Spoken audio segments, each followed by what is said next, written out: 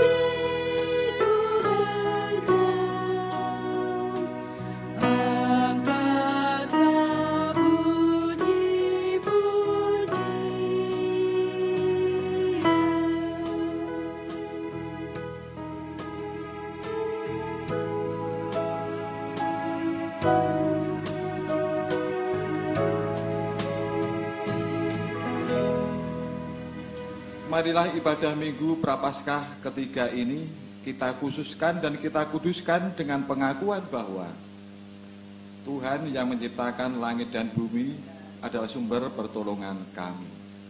Kasih karunia dan damai sejahtera dari Allah Bapa kita dan Tuhan Yesus Kristus ada pada kita sekalian. Amin.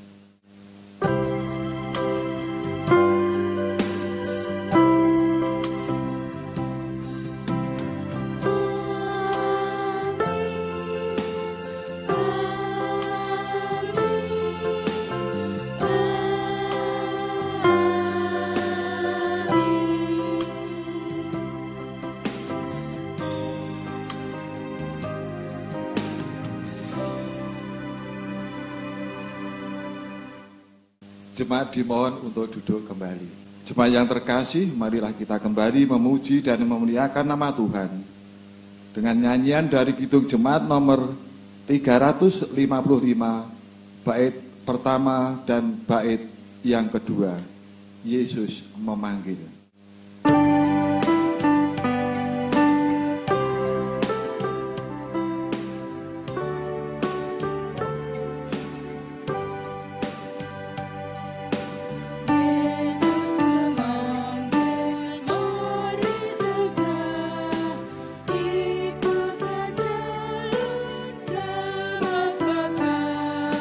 Jangan sesat dengar sabdanya.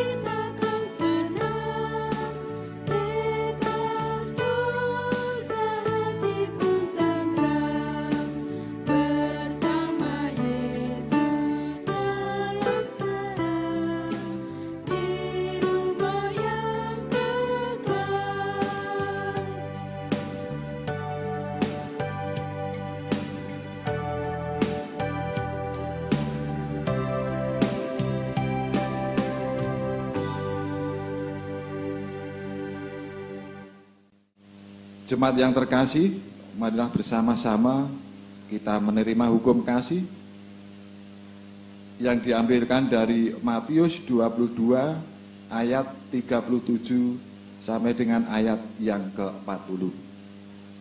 Demikianlah firman Tuhan. Jawab Yesus kepadanya, "Kasihilah Tuhan Allahmu dengan segenap hatimu dan dengan segenap jiwamu dan dengan segenap akal budimu. Itulah hukum yang terutama dan yang pertama.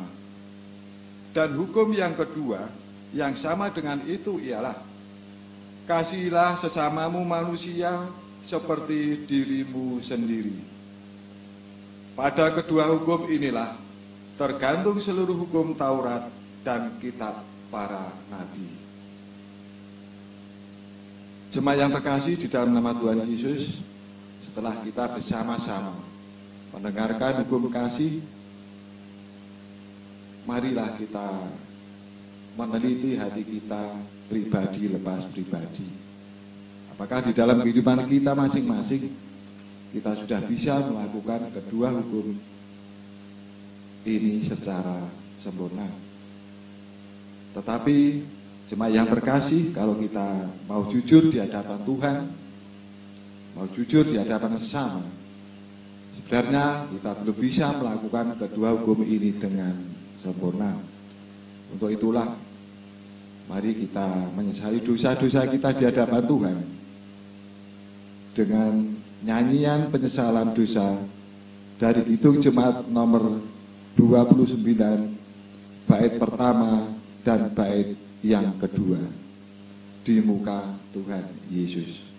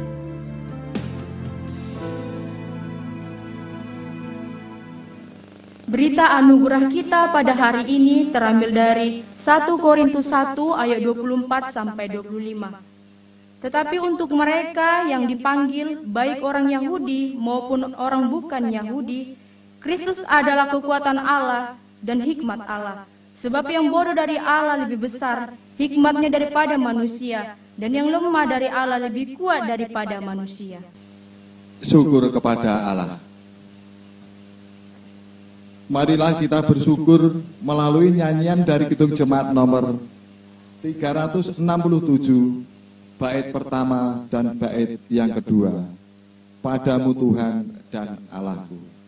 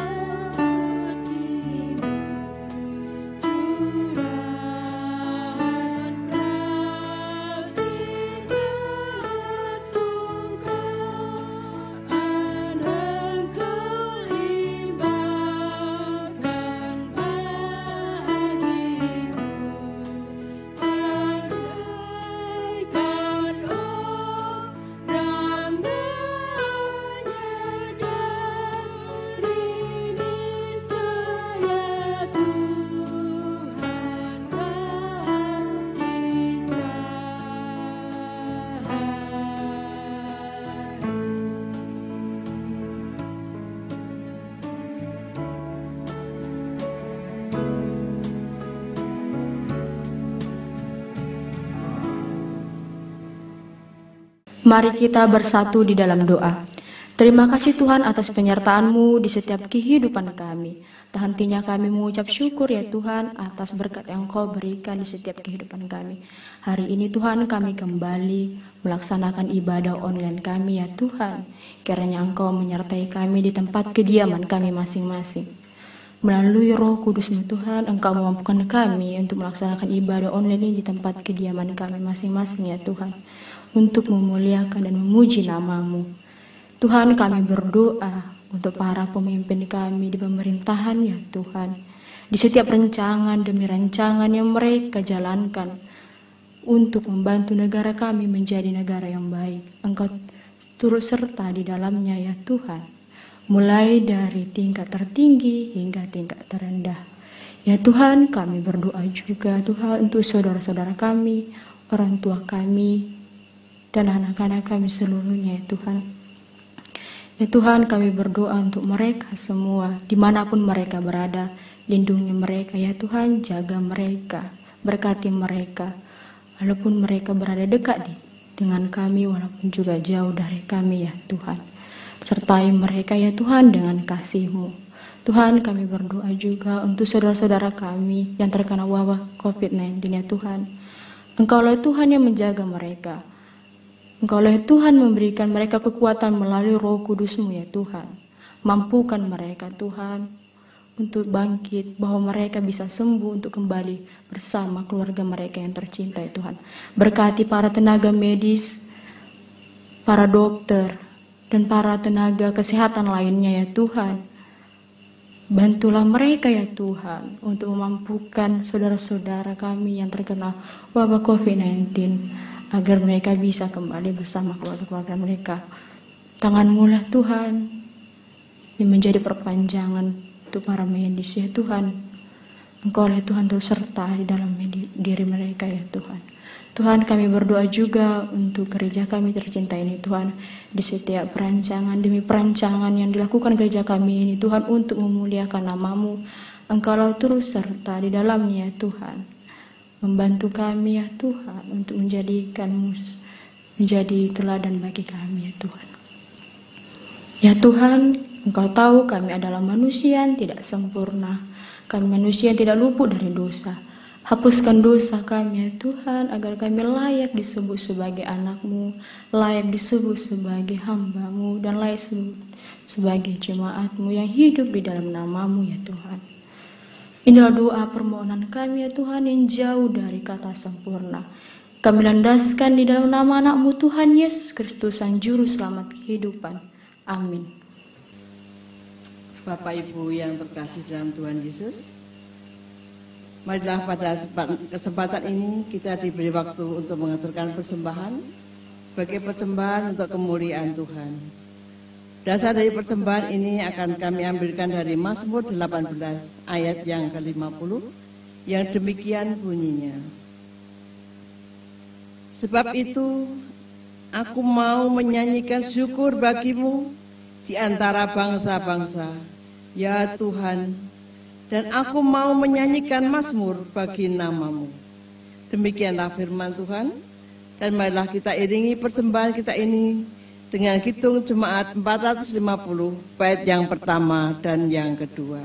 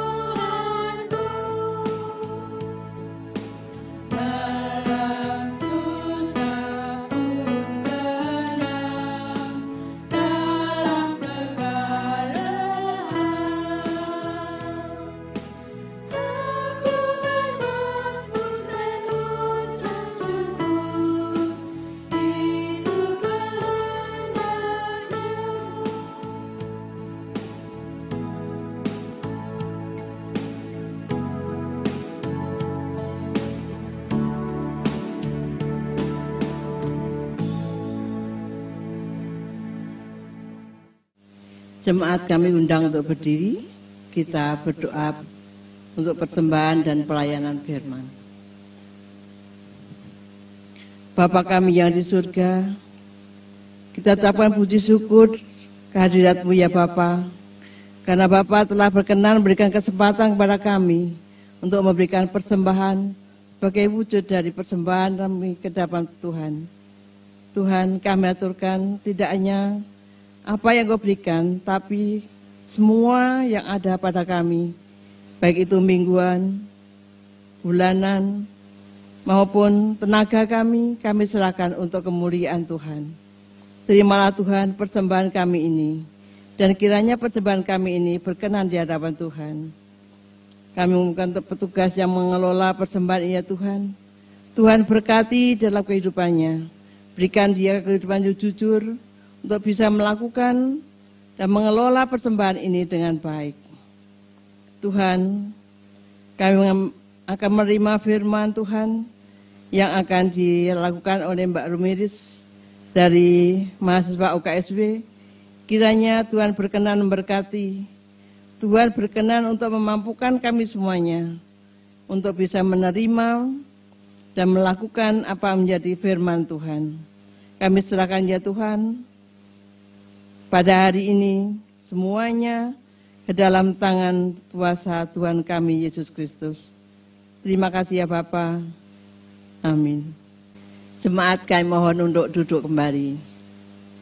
Pembacaan khotbah kita pada hari ini terambil dari Injil Yohanes pasal 2 ayat 13 sampai 22 dengan tema Yesus menyucikan bait Allah. Ketika pada hari raya Paskah orang Yahudi sudah dekat, Yesus berangkat ke Yerusalem. Dalam bait suci didapatinya pedagang-pedagang lembu, kambing domba, dan merpati, dan penukar-penukar uang duduk di situ. Ia membuat cambuk dari tali, lalu mengusir mereka semua dari bait suci dengan semua kambing domba dan lembu mereka. Uang penukar-penukar dihamburkannya ke tanah, dan meja-meja mereka dibalikannya. Kepada pedagang-pedagang merpati ia berkata, "Ambil semuanya ini dari sini. Jangan kamu membuat rumah Bapakku menjadi tempat berjualan." Maka teringatlah murid-muridnya bahwa ada tertulis, "Cinta untuk rumahmu menghanguskan aku." Orang-orang Yahudi menentang Yesus, katanya, "Tanda apakah dapat engkau tunjukkan kepada kami bahwa engkau berhak bertindak demikian?" Jawab Yesus kepada mereka, "Rombak bait Allah ini, dan dalam 3 hari aku akan mendirikannya kembali." Lalu kata orang Yahudi kepadanya, 46 tahun orang mendirikan bait Allah ini, dan engkau dapat membangunnya dalam 3 hari? Tetapi yang dimaksudnya dengan bait Allah ialah tubuhnya sendiri. Kemudian sesudah ia bangkit dari antara orang mati, barulah teringat oleh murid-muridnya bahwa hal itu telah dikatakannya. Dan mereka pun percayalah akan kitab suci dan akan perkataan yang telah diucapkan Yesus. Yang berbahagia ialah mereka yang mendengar firman Tuhan dan yang memeliharanya. Hosiana.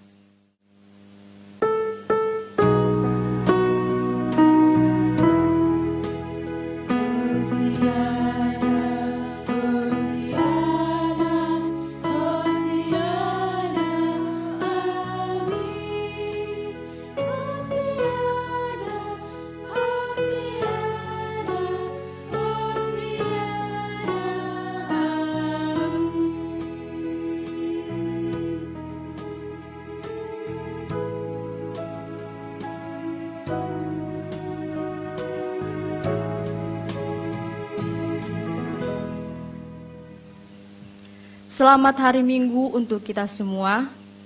Sebelum kita mendengarkan firman Tuhan, izinkan saya untuk memperkenalkan diri saya terlebih dahulu.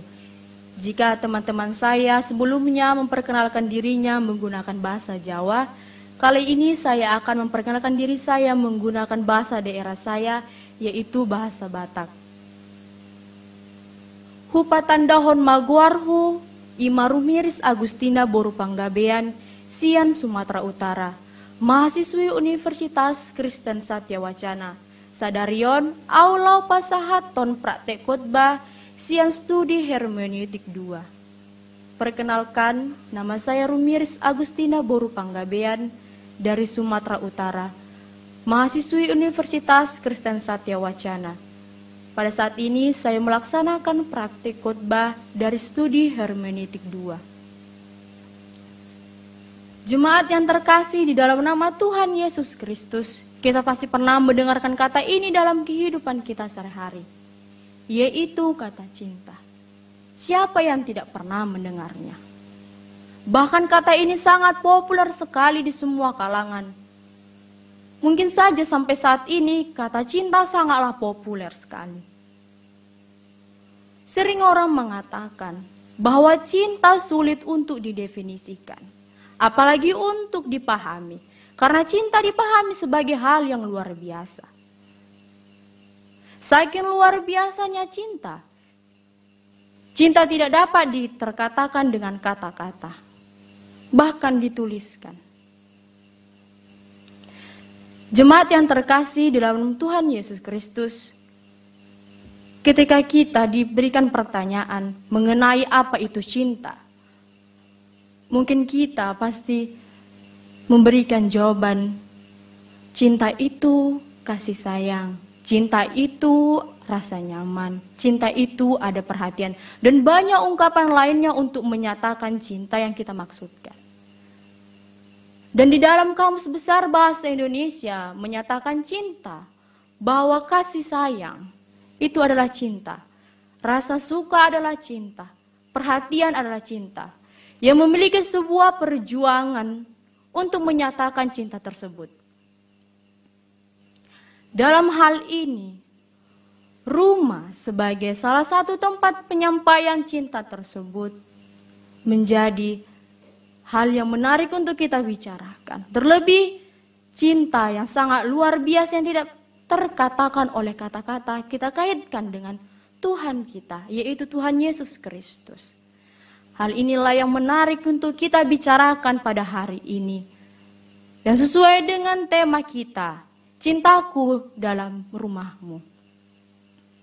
Jemaat yang terkasih di dalam nama Tuhan Yesus Kristus, di Injil Yohanes menjelaskan tentang peristiwa Yesus datang ke Yerusalem. Pada saat itu peristiwa yang dilihat Yesus adalah bait suci Allah yang tidak semestinya. Bait suci Allah yang sudah rusak oleh adanya perilaku yang dilakukan oleh orang-orang Yerusalem. Mari kita lihat di ayat 14, dikatakan bahwa di dalam bait suci didapatinya pedagang-pedagang lembu, kambing domba, dan merpati, dan penukar-penukar uang duduk di situ. Inilah gambaran bait suci Allah ketika Tuhan Yesus Kristus datang ke Yerusalem. Dia melihat bait suci Allah yang tidak semestinya. Jika kita bayangkan dalam kehidupan kita sehari-hari, bait suci Allah itu dikelilingi seperti pasar. Pasar pada umumnya yang kita sering lihat, di mana ada penjual, ada pembeli, melakukan transaksi jual beli. Hal itulah yang terlihat di bait suci Allah pada saat itu. Di mana dilakukannya transaksi jual beli oleh orang-orang Yahudi. Di luar orang-orang Yahudi, bahkan para imam turut masuk di dalam transaksi jual beli tersebut. Jemaat yang terkasih, jika kita bayangkan, kita melihat gereja kita menjadi tempat pasar, tempat transaksi jual beli barang. Apa yang kita rasakan? Mari kita jauh di dalam hati kita masing-masing. Perasaan yang kita lihat ketika kita melihat gereja kita seperti pasar, itulah perasaan yang dirasakan oleh Tuhan Yesus Kristus pada saat itu. Dia merasa kecewa, dia merasa sedih, karena bait suci Allah tidak dimuliakan lagi, tidak dihargai, tidak dilindungi dengan semestinya. Perilaku inilah yang menjadi salah satu kegagalan bangsa Yahudi, orang-orang Yerusalem dan para imam pada saat itu. Dengan tidak memuliakan bait suci Allah, tidak menghargai bait suci Allah, dan tidak melindungi bait suci Allah dengan semestinya. Dari sinilah permulaan awal perdebatan antara Tuhan Yesus Kristus dan orang-orang pada saat itu. Di mana dimulai dari keadaan bait suci yang sudah rusak, perilaku yang diperlihatkan oleh orang-orang sekitar, bahkan para imam turut di dalamnya, menjadi perdebatan yang sangat luar biasa pada saat itu. Di mana Tuhan Yesus Kristus memberikan sebuah kesempatan pada mereka, memberikan sebuah pemahaman bahwa mereka harus juga memaknai bahwa bait suci Allah bukan dimaknai sebagai hal yang rohani saja, tetapi dimaknai secara fisik juga. Jemaat yang terkasih di dalam nama Tuhan Yesus Kristus, Injil Yohanes juga menggambarkan bahwa gambaran bait suci Allah itu sangatlah indah, mewah, dan megah. Jika kita pernah melihat gereja di luar negeri dengan televisi atau majalah yang pernah kita baca, seperti itulah gambaran bait suci Allah pada saat itu, dibangun dengan megah, indah, dan mewah. Jemaat yang terkasih di dalam nama Tuhan Yesus Kristus, ada hal yang ingin disampaikan Tuhan Yesus Kristus kepada jemaat pada saat itu dan orang-orang Yerusalem pada saat itu. Di mana Tuhan ingin menyatakan kuasanya. Kita bisa melihatnya di ayat 19 dan di ayat 20. Jawab Yesus kepada mereka, "Rombak bait Allah ini dan dalam 3 hari aku akan mendirikannya kembali." Lalu kata orang Yahudi kepadanya, 46 tahun orang mendirikan bait Allah ini dan engkau dapat membangunnya dalam 3 hari. Jemaat yang terkasih dalam nama Tuhan Yesus Kristus, ini merupakan suatu kuasa yang ingin digambarkan Tuhan Yesus Kristus kepada jemaat pada saat itu, kepada orang-orang Yahudi pada saat itu. Dengan pemikiran yang di luar pemahaman manusia, di mana ia membandingkan pembangunan bait suci Allah yang dilakukan 3 hari dengan sebanding lamanya 46 tahun pembangunan bait suci Allah. Perdebatan yang dilakukan oleh Tuhan Yesus Kristus pada saat itu kepada orang-orang Yerusalem menimbulkan sebuah pertanyaan bagi kita. Mengapa Tuhan Yesus mau melakukan perdebatan yang begitu hebatnya kepada orang-orang pada saat itu? Dia membela bait suci Allah. Ada rasa yang ingin disampaikan Tuhan Yesus Kristus pada saat itu, di mana dia menyadarkan bahwa rumah, yaitu bait suci Allah, haruslah termuliakan, haruslah terkuduskan, haruslah dijaga. Rasa yang ada pada Tuhan Yesus Kristus ketika dia membela bait suci Allah melalui perdebatannya adalah rasa perhatian. Ketika kita sudah mendengarkan tentang penjelasan apa itu cinta, cinta merupakan sebagian dari rasa perhatian, kasih sayang. Inilah mungkin yang ingin dijelaskan oleh Tuhan Yesus Kristus pada saat itu. Bahwa di dalam dirinya terdapat rasa kasih sayang, rasa perhatian kepada bait suci Allah yang kemudian berujung pada perjuangan. Perjuangan inilah yang membuktikan bahwa Tuhan Yesus Kristus memiliki rasa cinta kepada bait suci Allah. Rasa cinta inilah yang ingin digambarkan kepada orang-orang Yahudi dan di Yerusalem bahwa rasa cinta ini harus dimiliki mereka, yang tumbuh dalam diri setiap orang untuk dapat memaknai bahwa bait suci Allah harus ditermuliakan, harus dikuduskan, harus dijaga. Jemaat yang terkasih dalam nama Tuhan Yesus Kristus, Injil Yohanes juga menjelaskan bahwa Yesus melalui penjelasannya tentang pembangunan yang dilakukan dia dengan 3 hari dibandingkan dengan 46 tahun lamanya, dia juga ingin menjelaskan bahwa sebenarnya bait suci Allah itu adalah dirinya sendiri, tubuhnya sendiri. Sehingga dia ingin menyatakan kepada orang-orang pada saat itu bahwa ketika kita memaknai bait suci Allah dengan rohani saja, tidak dengan fisik, maka kita berhenti pada saat itu juga. Kita memaknai bahwa bait suci itu bukanlah bagian dari kita. Padahal dijelaskan bahwa Injil Yohanes ini memberikan sebuah penjelasan bahwa bait suci Allah adalah tubuhnya sendiri, tubuh kita sendiri, diri kita sendiri.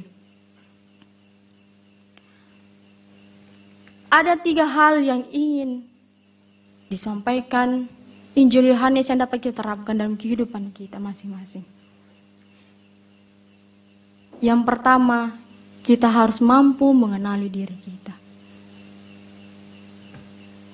Ketika kita sudah mengerti dan memahami tentang cinta itu, terlebih dahulu kita harus memahami diri kita sendiri. Agar kita mampu menyatakan cinta kita kepada yang lain. Makanya tidak jarang jemaat yang terkasih kita lihat di sosial media, di kata-kata bijak, di kata-kata nasihat, seringkali kata-kata ini muncul. Sebelum kita mengenal orang, kenalilah dulu diri kita sendiri. Mengenal diri kita sendiri memanglah tidak mudah. Tidak semudah yang kita katakan. Begitulah cinta itu jemaat yang terkasih. Tidak semudah yang kita katakan. Dalam pemahaman kita, cinta itu kasih sayang, perhatian. Tapi kita belum tentu bisa melakukannya dalam kehidupan kita sehari-hari. Sehingga marilah kita mengenali diri kita terlebih dahulu, mengenali rasa cinta yang ada dalam diri kita, untuk mampu memberikan cinta kita sepenuhnya kepada bait suci Allah. Kemudian yang kedua, kita sebagai hamba Tuhan, sebagai jemaat Tuhan, mampu menyatakan cinta sejati. Ketika kita sudah diberi penjelasan bahwa bait suci Allah adalah tubuh kita, diri kita sendiri, maka kita harus mampu menyatakan cinta kita sejati pada bait suci Allah. Karena bait suci Allah ternyata adalah diri kita, tubuh kita.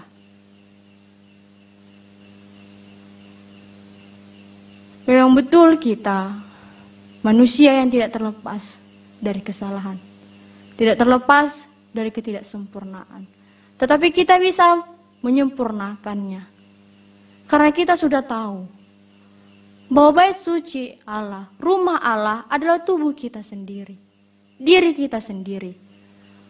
Maka mulailah kita menyatakan cinta kita yang sejati kepada rumah Tuhan Yesus Kristus, bait suci Allah, yaitu tubuh kita sendiri, diri kita sendiri, melalui perbuatan, perilaku, hal kecil. Tidak perlu jauh-jauh. Kita dapat melakukannya melalui keluarga kita, orang tua kita, ayah kita, ibu kita, saudara-saudara kita, bahkan tetangga kita sekalipun kita dapat melakukannya. Hal inilah yang ingin disampaikan, bahwa kita mampu menyatakan cinta sejati di dalam rumahnya, mulai hal yang terkecil di dalam diri kita. Karena bait suci Allah ternyata adalah diri kita, tubuh kita.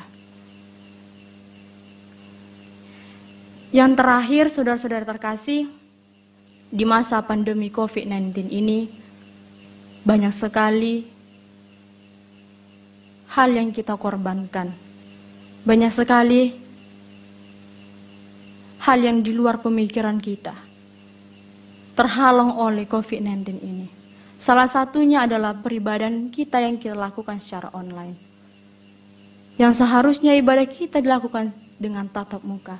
Tapi karena adanya COVID-19 ini, kita melakukannya secara online. Pasti banyak sekali pada saat ini kita memiliki perasaan seperti ini. Ketika saya ibadah di rumah, di tempat kediaman kita masing-masing, merasa kecewa, merasa sedih. Karena menganggap ibadah yang kita lakukan di tempat kediaman kita masing-masing tidak termuliakan, tidak sempurna, karena kita tidak melakukannya di rumah Tuhan. Namun sekarang pemikiran itu terhapuskan oleh adanya penjelasan bahwa sebenarnya bait suci Allah, rumah Allah adalah diri kita, tubuh kita. Sehingga daripada itu jemaat terkasih yang dalam nama Tuhan Yesus Kristus, sekarang kita tidak perlu lagi sedih, merasa kecewa, merasa tidak termuliakan karena kita beribadah online di rumah. Karena pada dasarnya, dimanapun kita beribadah, itu tetap termuliakan di dalam nama Tuhan. Karena sebenarnya bait suci itu adalah diri kita sendiri. Jemaat yang terkasih dalam nama Tuhan Yesus Kristus, ketika kita sudah mampu mengenali diri kita, mampu menyatakan cinta kita sejati kepada bait suci Allah, dan kita memahami arti bait suci Allah sebenarnya, maka kita mampu untuk menyatakan cinta kita pada rumahnya. Karena di dalamnya kita hidup, maka jemaat yang terkasih di dalam nama Tuhan Yesus Kristus,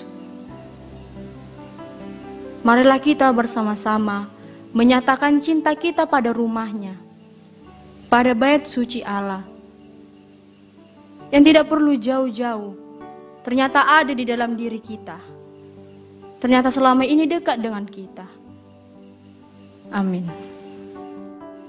Mari kita saat teduh sejenak dan diakhiri dengan doa Bapa kami.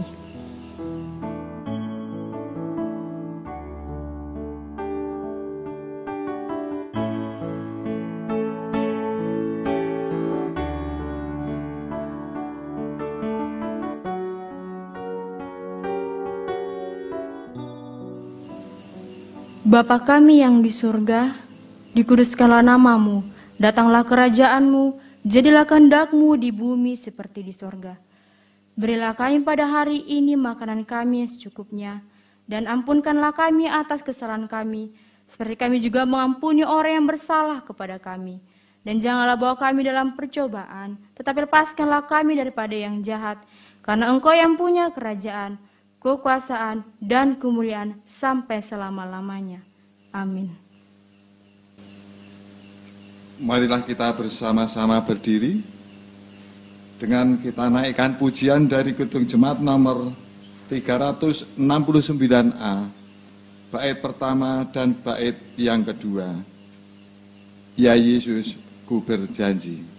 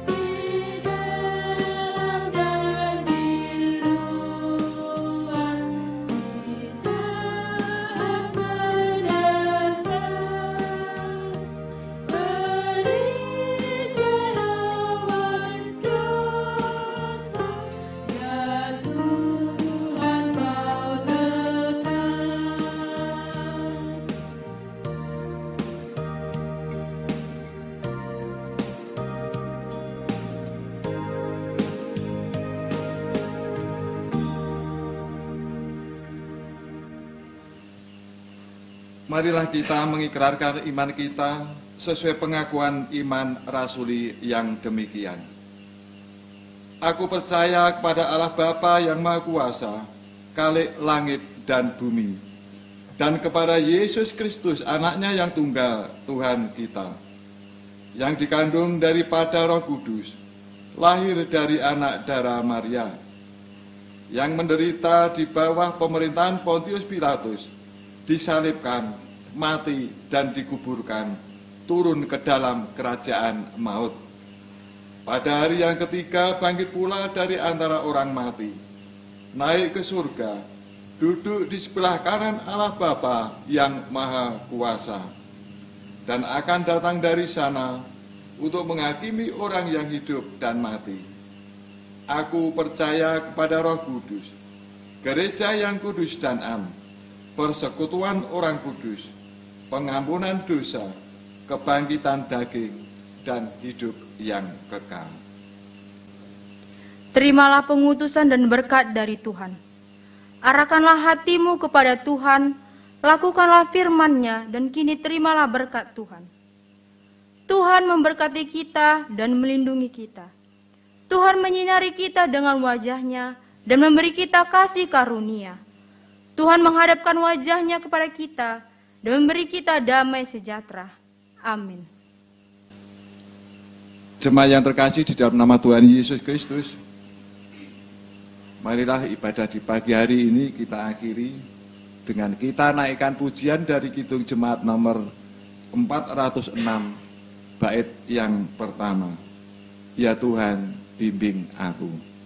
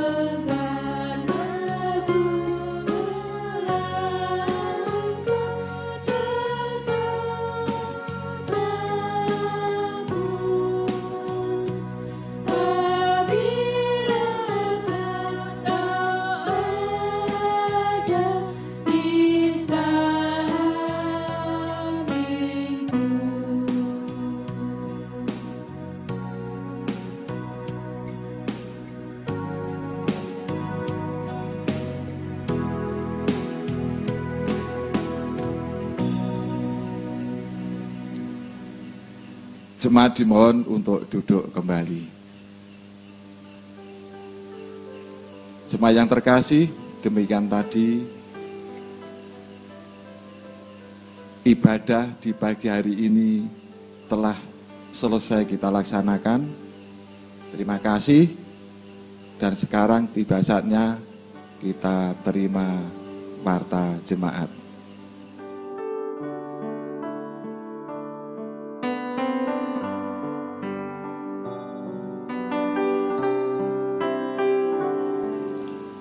Warta Jemaat Minggu 7 Maret 2021.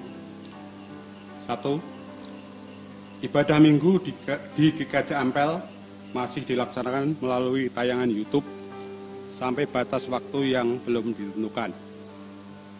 2.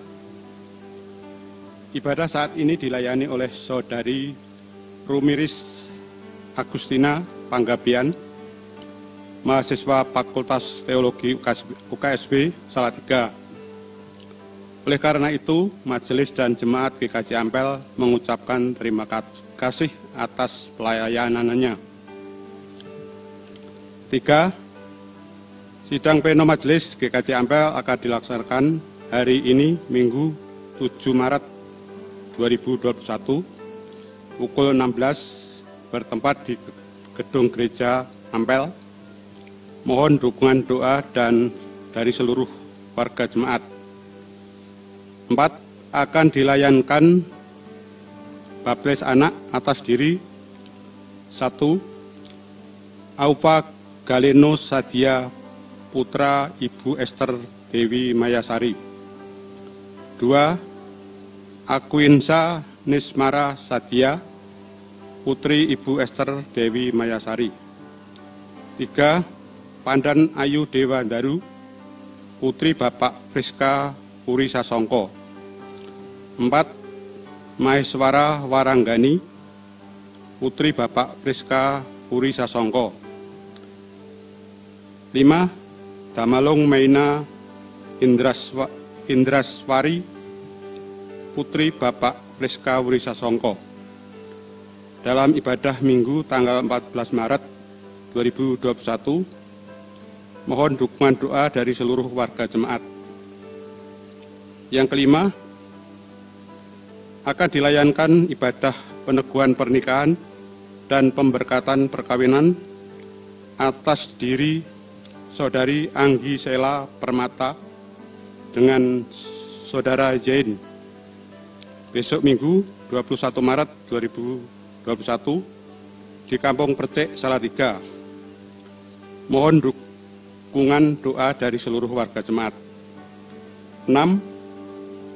Persembahan dalam ibadah ataupun persembahan-persembahan lainnya dapat ditransfer ke rekening BRI atas nama Majelis GKJ Ampel. Mohon dapat konfirmasi kepada Bapak Ayub Gunarto. Ketujuh,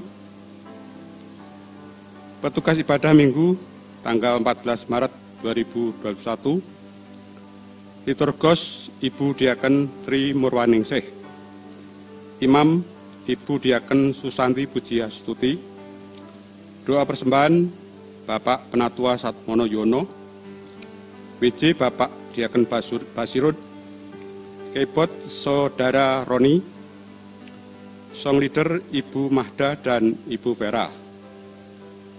Demikian warta jemaat GKJ Ampel.